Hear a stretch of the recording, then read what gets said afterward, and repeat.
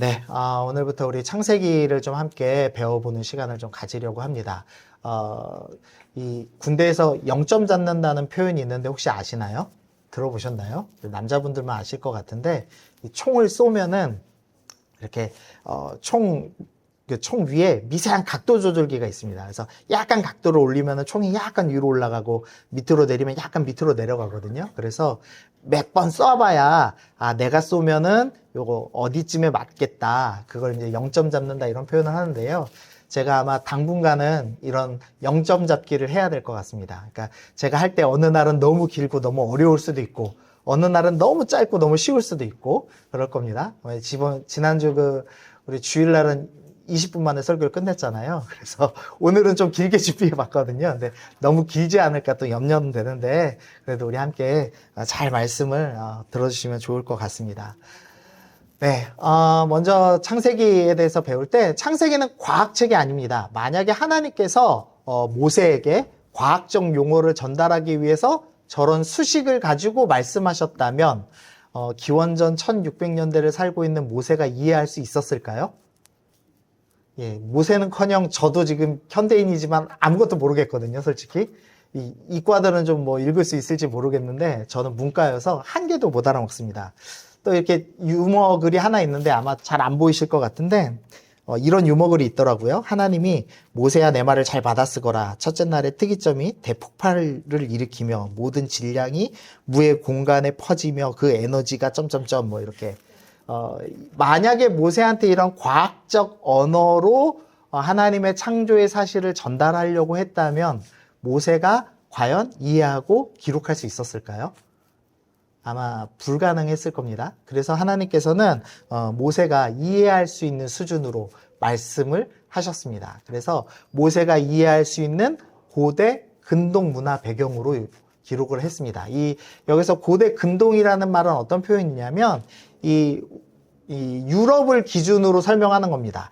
유럽에서 먼 동쪽은 극동이라고 표현하고요. 그게 이제 우리나라죠. 그리고 유럽에서 가까운 동쪽은 근동, 가까울 근자 써서 근동입니다. 그러면은 근동과 극동의 중간을 뭐라고 부를까요?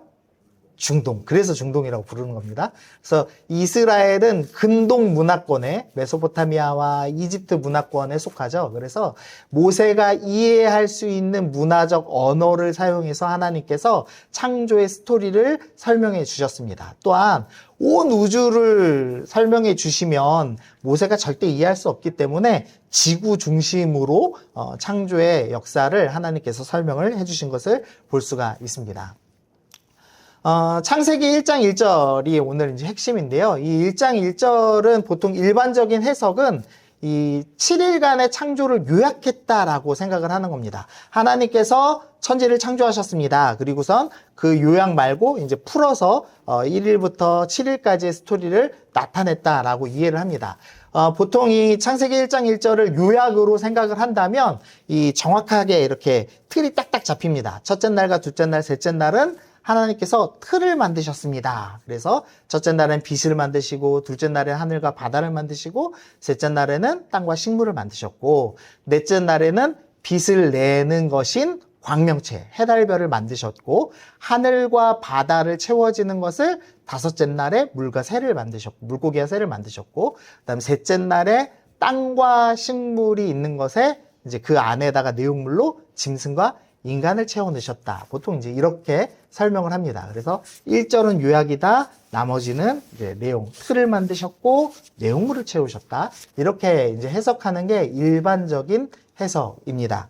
네, 오늘 이제 제가 좀 설명드리고 싶은 거는요. 이 첫째 날을 요약으로 보는 해석이 아니고요. 이 창세기 1장 1절을 요약으로 보는 게 아니라 창세기 1장 1절을 첫째 날 창조의 과정으로 설명하는 내용입니다. 조금 생소하실 수 있는데요. 이 견해는 누구 견해냐면 저희 이제 합동신학교의 김성수 교수님이라는 구약학 교수님이 계십니다. 아주 이 음성이 가늘고 성경도 원어 성경만 읽으시는 그런 이제 할아버지 교수님이에요. 저 때는 없었고 아마 목사님 배우실 때 아마 있었을 것 같은데 그 교수님이 하시는 해석이고요. 이 교수님이 구약 강의를 하셨습니다. 근데 그때 청강했던 사람이 하나 있는데 그분이 어성경 읽었네 기록하신 이해실 사모님이 요 교수님의 구약 강의 듣고선 어성경 기초를 만들었습니다. 그래서 생각보다 좀 믿을 만한 견해입니다. 그리고 오늘 빛에 대해서도 제가 말씀을 드릴 건데 빛은 아우구스티누스라고 부르는 교대의 우리 교부 있죠. 그분의 견해를 제가 좀 이용해서 설명을 드리려고 합니다. 조금 복잡할 수는 있는데 수백 번 이상 읽어보셨을 창세기 1장인데 이게 이렇게 우리가 또 생각하지 못한 깊이가 있을 수 있구나를 좀 보시면서 함께 나가면 좋을 것 같습니다. 왜 제가 일반적인 창세기 1장 1절을 요약이라고 보지 않고 1장 1절을 첫째 날의 창조의 일부로 보느냐? 그것은 세 가지 의문점을 해결해 주기 때문입니다. 첫 번째 의문점은요, 첫째 날의 땅과 셋째 날의 땅이 별개의 것을 가르친다는 겁니다.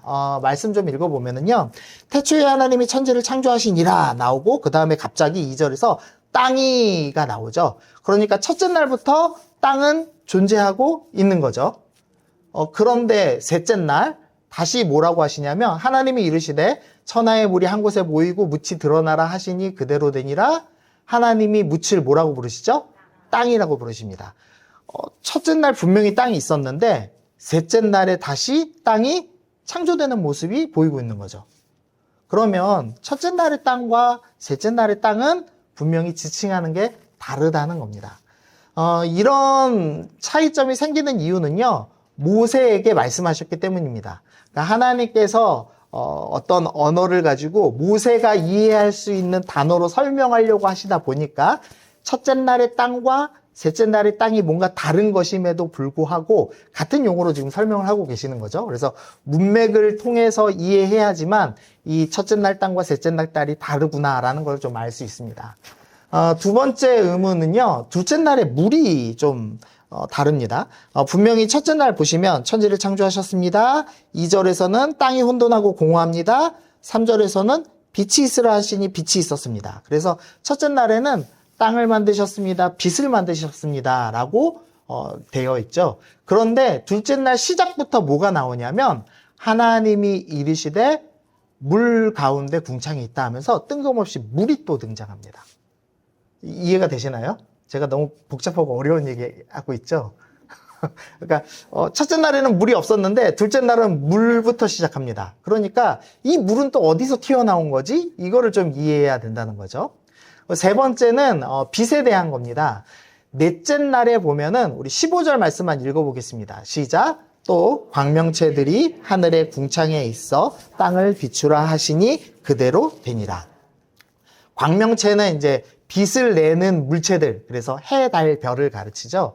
해, 달, 별이 15절에서 땅을 비추었습니다. 그러니까 우리가 알고 있는 빛은 넷째 날에 창조된 겁니다. 맞죠? 제가 성경에 없는 얘기하는 거 아닙니다, 지금. 그런데 분명히 첫째 날에는 빛이 있으라 하시고 빛을 먼저 창조하셨습니다. 그러면 이 첫째 날의 빛과 넷째 날의 빛도 다른 거라는 걸 알 수가 있죠. 그래서 이 의문점을 해소할 수 있는 이 견해가 무엇인가를 찾아보다가 저희 학교에 있는 김성수 교수님이라는 구약학 교수님이 이제 해석해 놓으신 게 가장 그래도 성경적으로 볼 때 합리적이어 보여서 제가 여러분들께 설명을 좀 드리려고 합니다. 자, 그러면 이제 하늘부터 한번 보겠습니다. 우리 다 외우시지만 한 번만 읽어보겠습니다. 자, 시작. 태초에 하나님이 천지를 창조하시니라. 이게 한국 사람이 좀 이해하기 힘든 부분이 있는데요. 왜냐하면은 이 천지라는 말이 우리는 한 단어처럼 보이기 때문입니다. 그런데 사실 원어로 보면은 태초에 하나님이 하늘과 땅을 만드셨습니다. 창조하셨습니다. 이렇게 기록되어 있습니다. 그래서 두 가지를 만드셨다라고 이야기를 하는 거죠. 그리고 나서 2절에 가면 땅이 혼돈하고 공허하다라고 하면서 1절에 만드신 하늘과 땅 중에서 땅에 대한 설명이 시작되는 것을 볼 수가 있습니다. 이제 좀 이해되시죠? 그러면 하늘에 대한 설명은 패스했다는 겁니다. 그럼 도대체 이 하늘은 뭔가에 대해서 좀 살펴봐야 되는데요. 먼저는 둘째 날 보시죠. 7절 보면은 하나님이 궁창을 만드사 궁창 아래의 물과 궁창 위의 물로 나뉘게 하시니 그대로 되니라. 우리 8절 읽어보겠습니다. 시작. 하나님이 궁창을 하늘이라 부르시니라. 네, 여기까지. 네, 하나님이 궁창을 하늘이라 부르셨습니다. 그러니까 우리가 알고 있는 지금 눈에 보이는 하늘은 몇째 날 만든 거죠? 둘째 날 만든 겁니다. 그러면은 창세기 1장 1절에 있는 하늘은 우리가 알고 있는 하늘, 영어로 굳이 말하면 스카이가 아니라는 걸 알 수가 있죠. 그러면 첫째 날 만드신 하늘은 뭔가에 대해서 한번 좀 살펴보려고 합니다. 이제 제가 예시를 좀 들어놨는데요. 마태복음 6장 10절입니다. 나라가 임하시오며 뜻이 하늘에서 이루어진 것 같이 땅에서도 이루어지이다. 우리 잘 아시는 말씀이죠. 주기도문입니다. 이 주기도문에서의 하늘과 땅이 뭘 의미하는가? 하늘, 그러니까 우리가 눈으로 보고 있는 이 스카이라고 할까요? 영어로 얘기하면 스카이, 구름이 둥둥 떠 있는 그 하늘과 우리가 밟고 있는 이 땅을 의미하는 건 아니죠. 이해가 되시나요? 주기도문에서 얘기하는 하늘은 우주 공간도 아니고 지구를 의미하는 것도 아니죠. 그래서 굳이 이제 얘기하면 하늘은 하나님이 계신 천국을 의미하는 단어입니다. 그래서 하나님이 계신 곳에서 하나님의 뜻이 이루어지는 것처럼 하나님이 계신 영적인 공간인 하늘에서 하나님의 뜻이 이루어지는 것처럼 이 땅, 우리가 밟고 있는 이 물질 세계에서도 하나님의 뜻에 이루어지길 원합니다. 라고 기도하는 구절이죠. 그래서 성경에서는 하늘과 땅이 진짜 우리가 눈으로 보고 있는 하늘, 진짜 우리가 밟고 있는 땅을 의미하기도 하지만 때로는 하늘이 영적인 세계를 의미하는 단어로 사용되고 땅은 물질 세계, 우리가 밟고 있는 이 땅을 의미하는 단어로 사용되기도 하더라는 겁니다. 자, 우리 골로새서 1장 16절 읽어보겠습니다. 시작.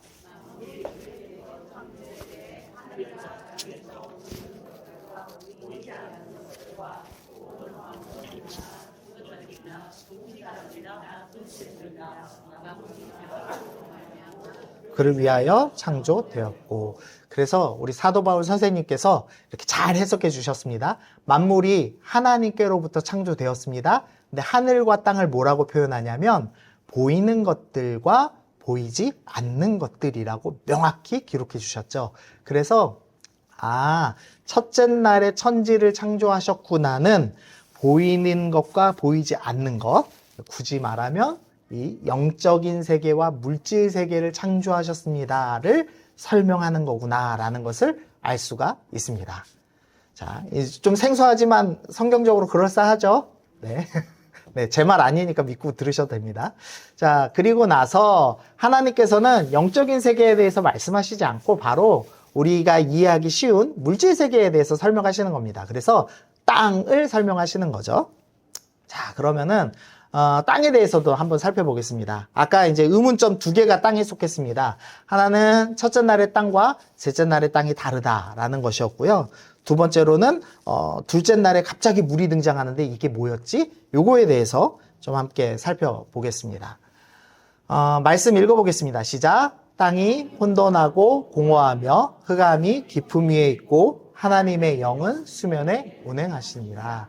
지금 땅이 등장합니다. 근데 이 땅이 혼돈하고 공허하고 흑암이 깊음 위에 있다 돼 있는데요. 이 땅과 깊음을 제가 지금 다른 색깔로 표시했죠. 무슨 문제가 있냐면 깊음이란 단어가 좀 문제가 있습니다. 이 어려운 말 써서 죄송한데 이 깊음이라는 단어가 히브리어로 테움이라는 단어인데 뜻을 보면 물결, 큰 물, 바다 이렇게 해석되는 단어입니다. 그러니까 다시 좀 정리를 하면 원어대로 표현하면 땅이 혼돈하고 공허합니다.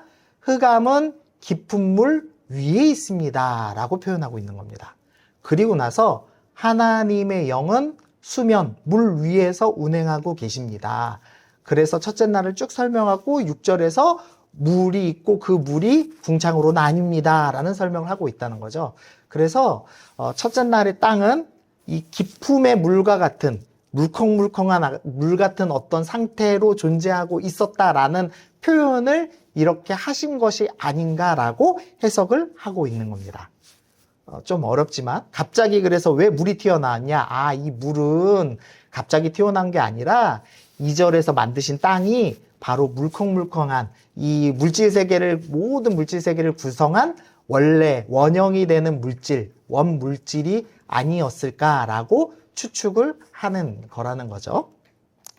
자, 그래서 정리를 하면 이렇습니다. 태초에 하나님이 천지를 창조하셨다라는 1장 1절에서 보이지 않는 영적인 세계와 보이는 물질 세계를 만드셨습니다. 그런데 이 보이는 물질 세계는 땅이라고 표현되어 있지만 동시에 물이라고도 표현된 어떤 물질 세계의 원형과 같은 것입니다. 라고 창세기가 지금 설명을 하고 있더라는 겁니다.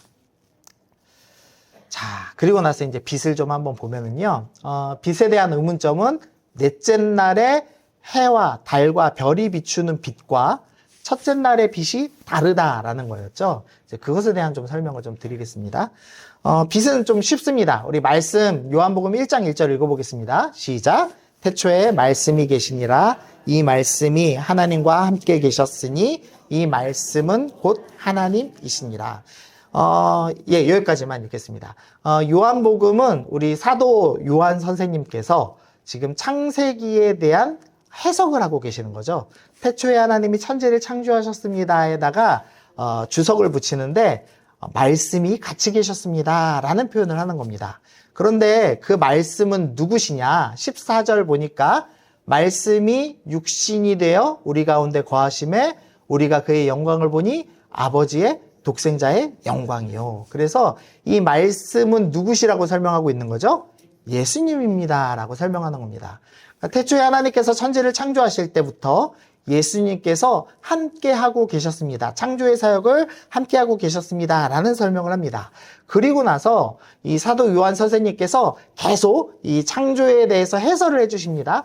2절 보니까 그가 태초에 하나님과 함께 계셨고 만물이 그로 말미암아 지은 바 되었으니 지은 것이 하나도 그가 없이 된 것은 없느니라. 자, 4절 읽어보겠습니다. 시작. 그 안에 생명이 있었으니 이 생명은 사람들의 빛입니다. 그가 예수님이시죠. 예수님 안에 뭐가 있죠? 생명이 있습니다. 그리고 그 생명은 사람들의 빛이다 라고 말씀하십니다. 그래서 첫째 날에 비춘 빛은 무엇인가?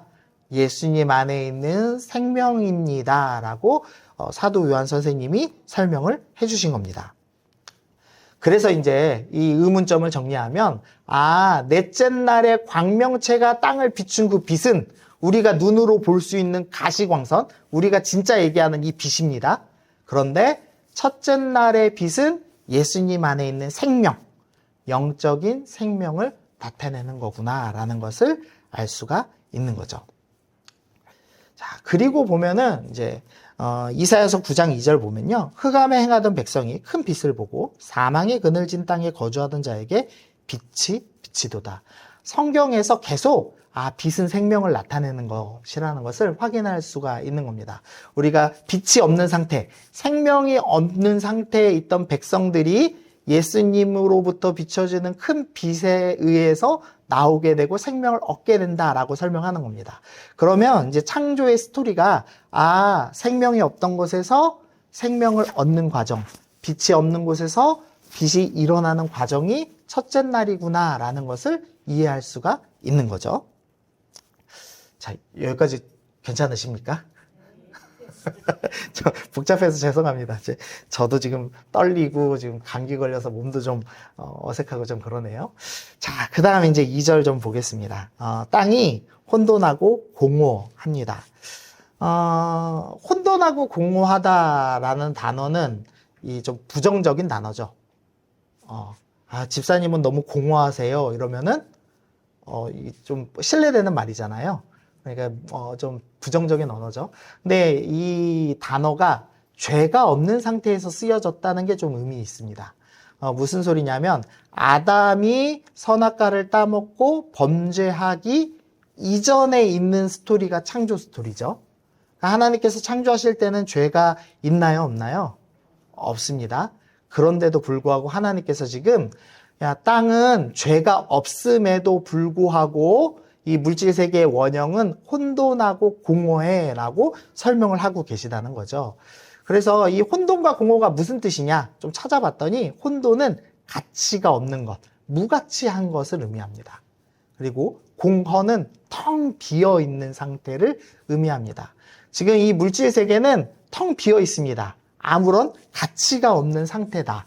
생명을 낳을 수도 없고 하나님의 뜻대로 순종할 수도 없는, 목적이 없는 것처럼 보이는 불분명한 무가치한 비어있는 상태가 바로 땅의 상태였다라고 설명을 하고 계시는 겁니다.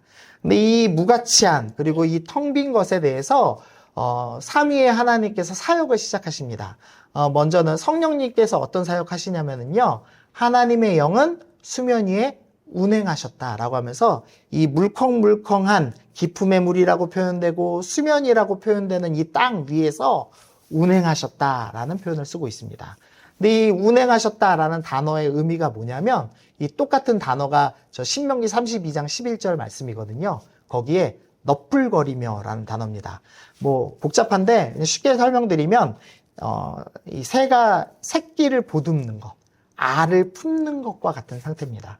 하나님께서 창조하시기 위해서 원형의 물질, 원물질, 물질 세계의 원형을 만드시고 나서 성령님께서 이 무가치한 것을 품기 시작하셨습니다. 그리고 나서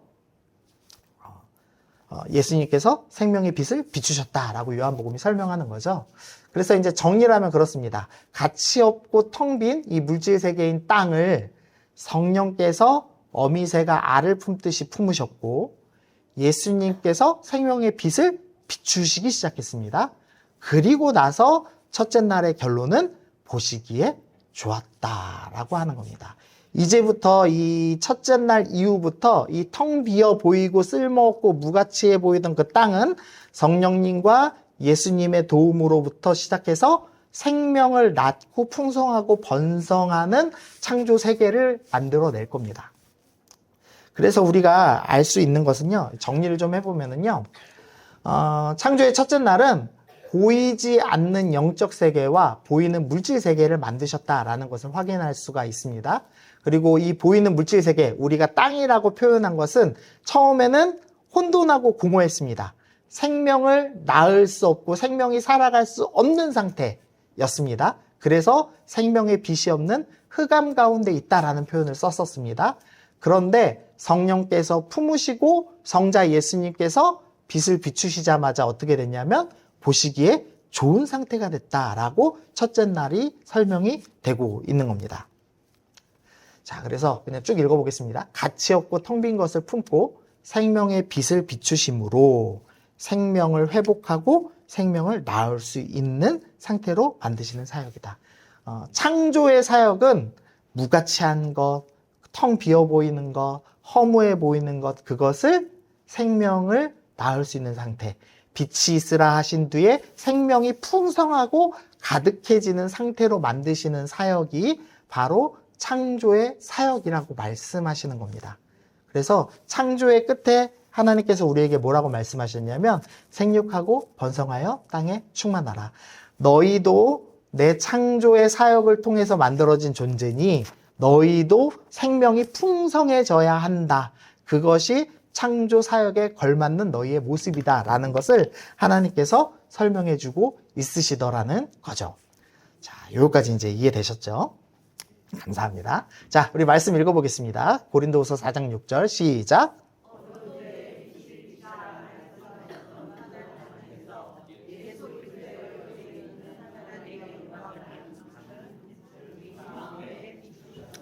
자, 어두운데 빛이 있으라. 이 말씀은 어디 말씀이죠? 아까 우리가 계속 봤던 창세기 1장에 있는 말씀입니다. 그 말씀을 하셨던 하나님께서 예수 그리스도의 얼굴에 있는 그 생명의 영광의 그 빛을 누구에게 비추셨죠?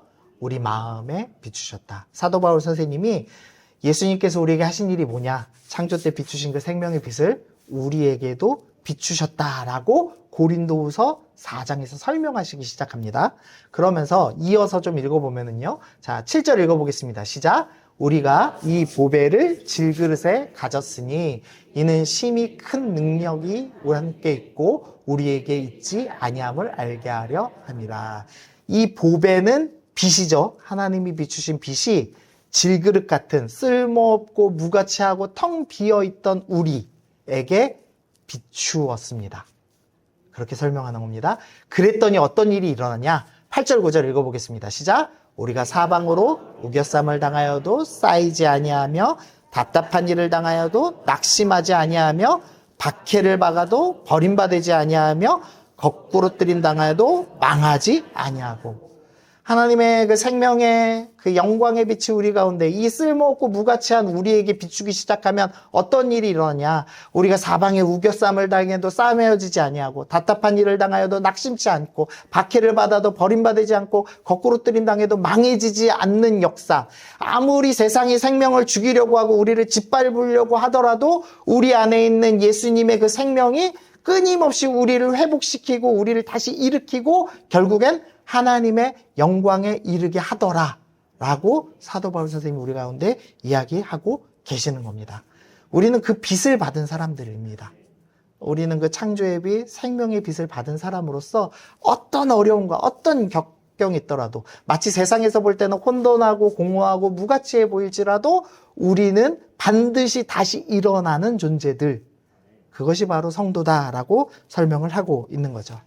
자, 우리 10절 말씀 읽어보겠습니다. 시작. 우리가 항상 예수의 죽음을 몸에 짊어짐은 예수의 생명이 또한 우리 몸에 나타나게 하려 합니다. 그래서 제가 정리해놨습니다. 예수님의 생명의 빛은 가치 없는 질그릇 같은 우리에게 어떤 고난을 당하여도 이겨내고 예수님의 생명이 드러나게 하십니다. 생명의 빛이 우리 가운데 임했습니다. 그리고 이제는 어떻게 됐냐면 그 예수님의 생명이 우리 몸을 통하여서 드러나게 될 것이다 라고 설명하기 시작을 하는 겁니다. 우리가 회복되는 데서 그치는 게 아닙니다. 복음은 너네가 예수 믿고 구원받아서 천국 가에 그치는 게 아닙니다. 그걸 뛰어넘어서 예수님의 생명의 빛이 이제부터 너의 몸으로부터 드러나게 될 거야 라고 설명을 하고 있는 거죠. 그래서 마태복음 5장에 보니까 너희는 뭐다? 세상의 빛이다. 자, 15절에 빨간 글씨 16절 읽어보겠습니다. 시작. 이와 같이 너희 빛이 사람 앞에 비치게 하여 그들로 너희 착한 행실을 보고 계신 너희 아버지께 영광을 돌리게 하라. 이제부터 너희 안에 있는 그 생명의 빛이 세상 가운데 비춰져서 너희는 세상의 빛이 될 거야. 너희를 통해서 세상이 아버지를 보게 될 거야. 그리고 아버지께 영광 돌리게 될 거야 라고 말씀을 합니다. 그래서 제가 요걸 좀 생각했습니다. 이 비행기 활주로인데요. 비행기가 이 출발할 때 어떻게 되냐면 활주로에 불이 빵빵빵빵 이렇게 들어오죠. 그래서 비행기가 쫙 이렇게 해서 이제 출발지를 딱 향해 갑니다. 또 출발지에 도착하면 어떻게 되죠? 활주로에 불이 쫙 들어가 있고 활주로에 도착하면 이제 환한 빛이 있는 목적지에 도착하죠. 우리는 이 활주로에 있는 전구 하나하나인 겁니다. 하나님께서 우리에게 생명의 빛을 비추셔서 우리의 몸을 통해서 예수님의 생명의 빛을 드러내는 존재로 이 땅에 등불로서 살고 있습니다. 그런데 우리가 계속 사람들한테 얘기하는 거죠. 이거 보세요. 내가 이 생명의 빛을 보고 이렇게 우겨싸임 당하고 짓밟혔지만 그럼에도 불구하고 난 살아났습니다. 난 생명 얻었습니다. 여러분도 나처럼 예수님을 믿으면 생명 얻을 수 있습니다. 라고 우리는 그것을 증명하고 드러내고 하나님께 영광 돌리는 존재로 사는 겁니다. 그리고 계속 우리가 예수님께로 나아갑시다라고 방향을 보여주는 존재가 되는 겁니다. 그래서 우리의 도착점은 어디냐? 계시록 21장 22장에 나오는 완전한 하나님 나라죠. 완전한 하나님 나라에 대한 표현입니다. 그 성은 해나 달의 비침이 쓸데없으니 이는 하나님의 영광이 비치고 어린 양이 그 등불이 되십니다. 창조의 처음에 빛을 만드셨죠. 빛이 가득 비춰던 세상이었습니다. 그런데 아담의 범죄 이후로 이곳은 어두움이 되었습니다. 그래서 우리는 모두 어두움 가운데서 슬피 울며 이갈림을 당해야 하는 죄인이 되었습니다. 근데 예수님께서 이 땅에 오셔서 우리 가운데 다시 생명의 빛을 비추기 시작하셨고 결국에는 빛이 쓸모없는, 세상의 빛은 쓸모없는 영광의 빛이 가득한 그 하나님 나라로 우리를 인도하고 계시다라고 설명하는 겁니다. 성경이. 그리고 우리는 너희도 그 생명의 빛을 비추는 자로서 이 땅 가운데 살아가라라고 하나님께서 말씀하고 계십니다. 그래서 창세기 1장의 첫째 날에 이 빛의 창조는 단순히 눈에 보이는 빛이 있었습니다. 뭐 별을 만들었습니다. 태양을 만들었습니다. 수준을 이야기하는 것이 아니라 하나님께서 어둠 가운데 있는 우리를 짓밟히고 무가치할 수밖에 없는 우리를 살리시며 우리를 등불 삼아 사람들을 영광스러운 하나님 나라로 이끌어 가겠다라는 하나님의 놀라운 이 창조의 사역에 대해서 설명하고 계시는 본문입니다. 이 말씀 기억하시면서 하나님 나처럼 무가치한 사람을 살려주셔서 감사합니다. 짓밟혀 마땅한 우리를 생명 주셔서 감사합니다. 거기서 그치지 않고 내가 이제는 세상의 등불이 되어서 하나님의 영광의 빛을 비추는 자로 그런 영광스러운 존재로 살게 해주셔서 감사합니다. 내가 영광의 빛을 비추며 영원한 하나님 나라 갈 때까지 믿음으로 나에게 허락된 사명 성취하는 제가 되겠습니다. 우리 교회 되게 하여 주옵소서. 우리 그렇게 같이 기도하면 좋겠습니다.